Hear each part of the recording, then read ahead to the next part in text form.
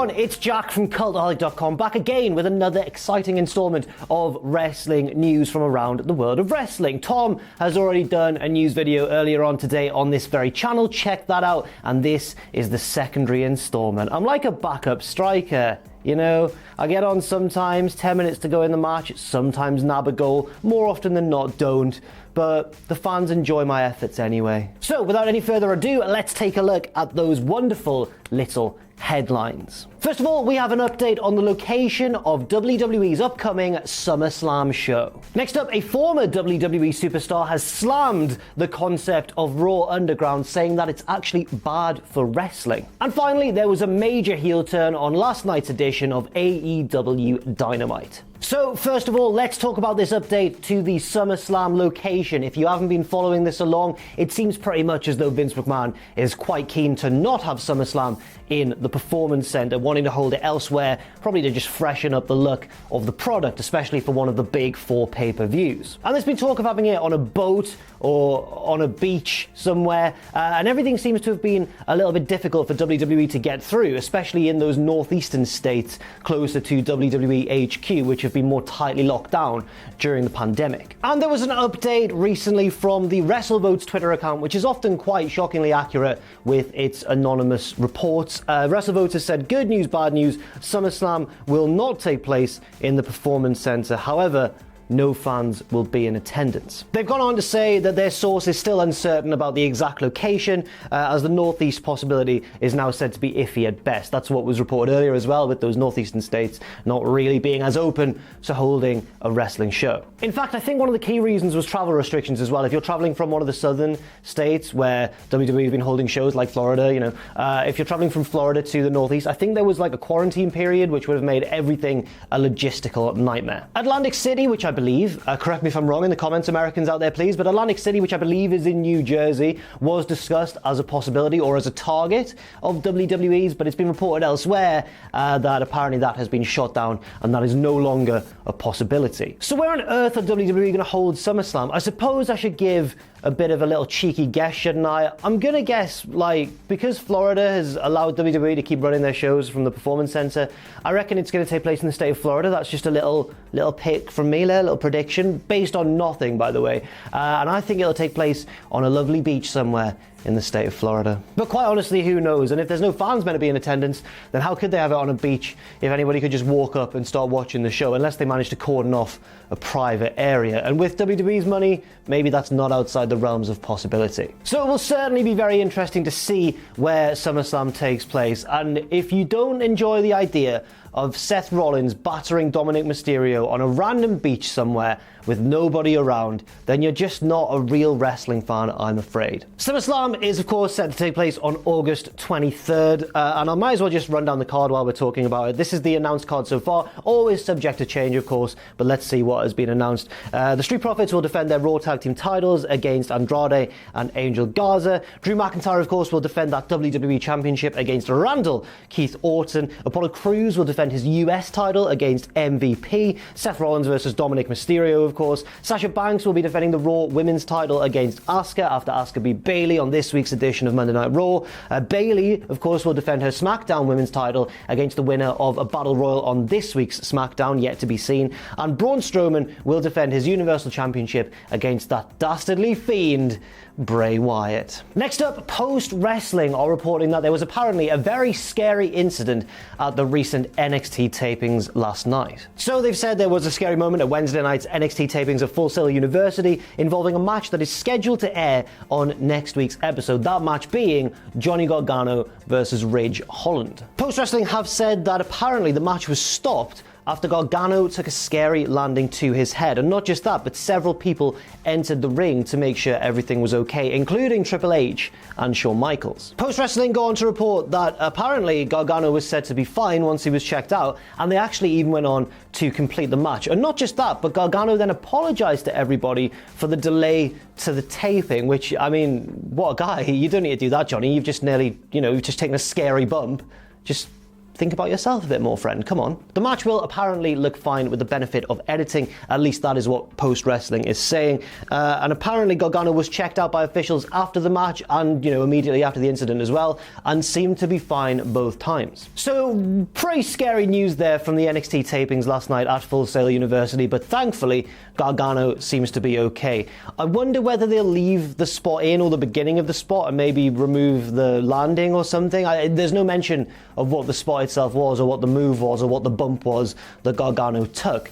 But maybe they'll just cut it entirely out and they'll just have the match as normal. I don't know. Maybe we'll never see what that scary moment was, and maybe that'll be for the betterment of the match. I don't know. You've kind of got to see it, haven't you, to get a gauge. Now, of course, there is an NXT Takeover show coming up the night before SummerSlam on August 22nd. And while we're here, why not run through that card as well? It's going to be NXT Takeover 30. Only 4 matches confirmed so far. We've got Io Shirai defending the NXT Women's Championship against Dakota Kai, Keith Lee defending the NXT Championship against Karrion Kross, accompanied presumably by Scarlett. Adam Cole taking on Pat McAfee in a big old grudge match between a wrestler and an ex-NFL punter. And of course, the ladder match, the multi-man ladder match for the North American Championship. We only know 3 competitors so far. I think there's 2 more to be determined, but the men in the match so far are Bronson Reed, Damian Priest, and Cameron Grimes. The way that people have been qualifying for that match is through a series of triple threat matches, and the winner of the triple threat goes straight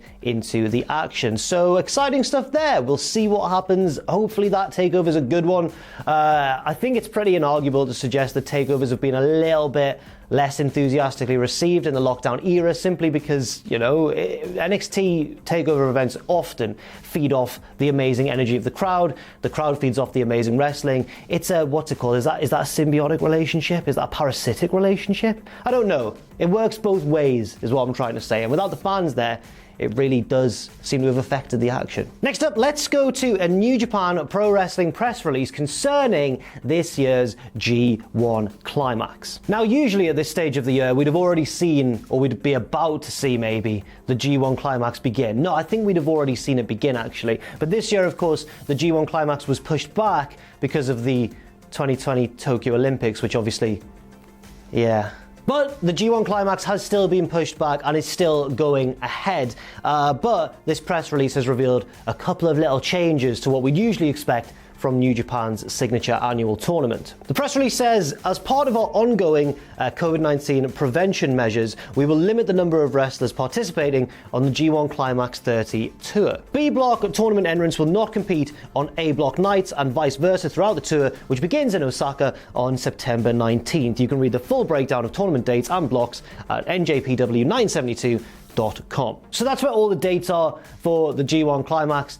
No contenders, no competitors in the tournament have been announced yet, but that is an interesting structural change. And if you're not familiar with the G1 Climax, maybe you're new to New Japan, then I'll explain basically what that means. So usually, while New Japan are touring around, putting on these nights of G1 Climax action, they'll put on a night where basically all the wrestlers in the A block, for example, will all have a match against each other, and then the next night all the wrestlers in the B block will have a match against each other. But to fill out the card, there'll be matches, usually multi-man tag matches, between members of the block not in action that night. But then New Japan have announced that basically what's going to happen is there'll just be dedicated nights, I suppose, to keep the touring parties separate until the final. So it'll be, because social distancing, etc. So it'll be a night of entirely A block action with no filler, I suppose, then a night of B block action. I wonder if this is going to lead to longer matches. I don't really know how New Japan are going to fill the time, but maybe they will be able to anyway. Maybe they'll just be slightly shorter shows, because if they keep the same number of participants, I believe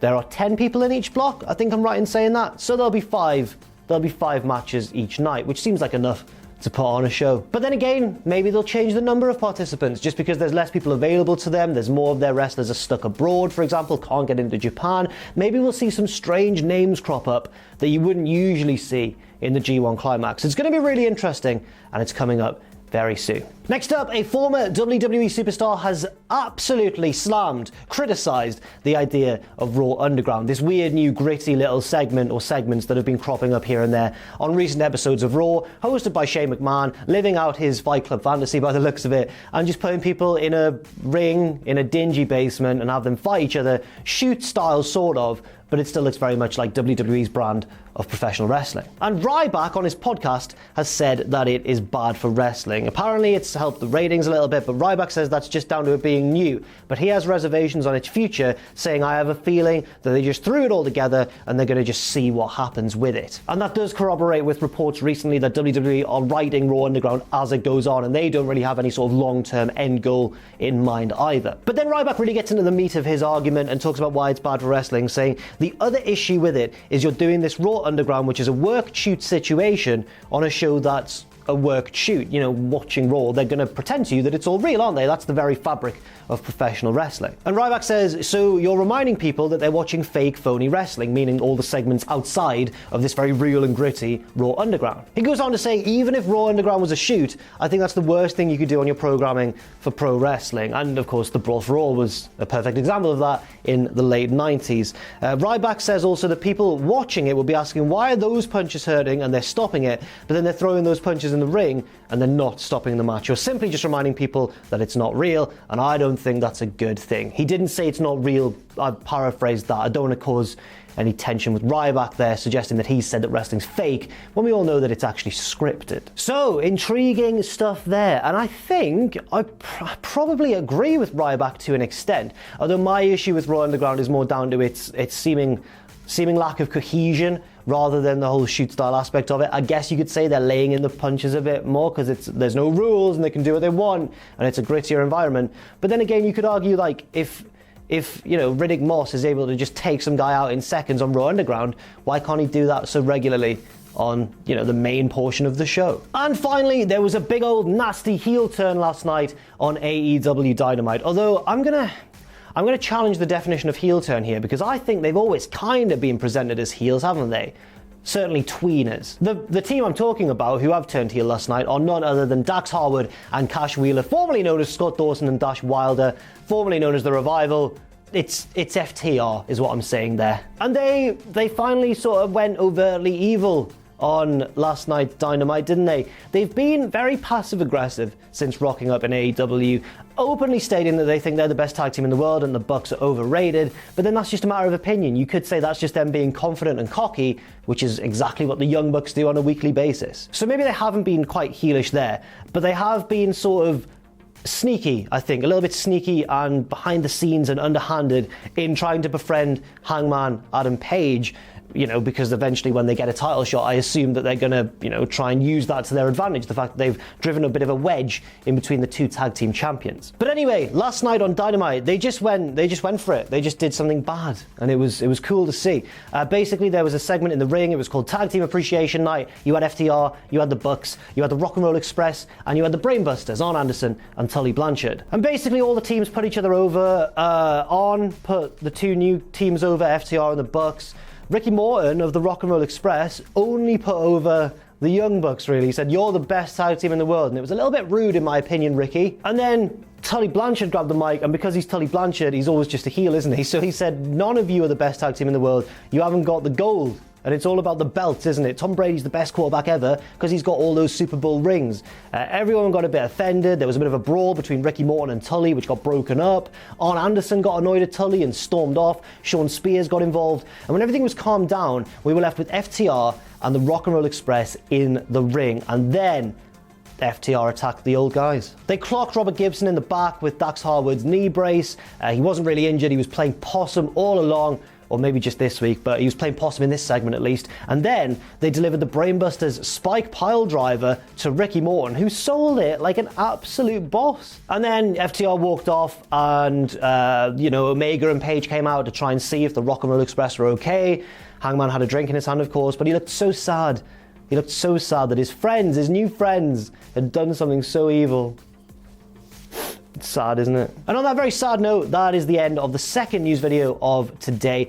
Check out Tom's video, of course, earlier on this very channel if you want to catch up with all the rest of the wrestling news. If you want to leave your thoughts and opinions on any of the stories in this video in the comment section down below, then you absolutely can do. And stay safe out there, stay positive, and I'll see you very soon.